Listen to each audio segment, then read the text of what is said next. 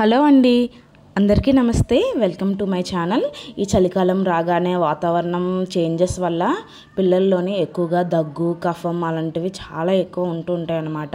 ఈ చిన్న చిట్కాలతోని మీరు ఇట్టే నయం చేసేసుకోవచ్చు. ఒక గ్లాస్ నీళ్ళు ఒక గిన్నెలో వేసుకొని అందులోని ఒక 2 ఇంచు అల్లం ముక్క, అలాగే 4-5 లవంగీలు, తర్వాత ఇది తేజ్పత్తా అంటారు కదా, బిర్యానీ ఆకు వేసుకొని బాగా మరగబెట్టుకోవాలన్నమాట. అవి హాఫ్ ఆఫ్ ద క్వాంటిటీ అయిపోవాలి వాటర్ మొత్తము. ఆ వాటర్ని వడబోసుకొని అందులోనే ఒక 2-3 స్పూన్లు తేనె కలుపుకొని బాగా కలుపుకోవాలి. చిన్నపిల్లలు అయితే ఒక 10 ml క్వాంటిటీ తీసుకోండి. పెద్దవాళ్ళు అయితే ఒక 4-5 అంటే కప్పులు ఉంటాయి కదా, అవి తాగినా సరిపోతుంది అనమాట. చాలా అంటే చాలా రిలీఫ్ వస్తుంది.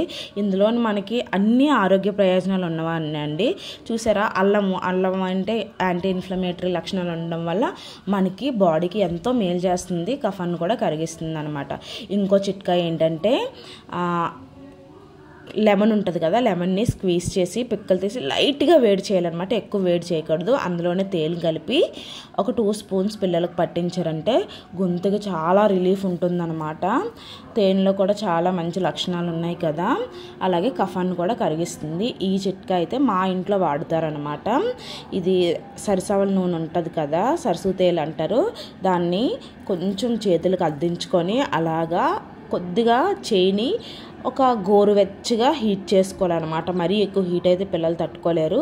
కొంచెం హీట్ చేసుకొని ఇలా మసాజ్ చేస్తే మన కఫం అనేది గుండెల్లో ఉన్నది బాగా కరుగుతుందన్నమాట. ఈ టిప్ అయితే నేను చిన్నప్పటి నుంచి మా పిల్లలకి యూస్ చేస్తున్నాను.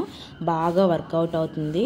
ఈ టిప్స్ కనుక నచ్చినట్లయితే మన ఛానల్ని సబ్స్క్రైబ్ చేయండి, లైక్ చేయండి, షేర్ చేయండి. థ్యాంక్ యూ ఫర్ వాచింగ్ అండి. ఇలాంటి మరెన్నో ఇన్ఫర్మేటివ్ వీడియోస్ కోసం మన ఛానల్ని సబ్స్క్రైబ్ చేసుకోండి.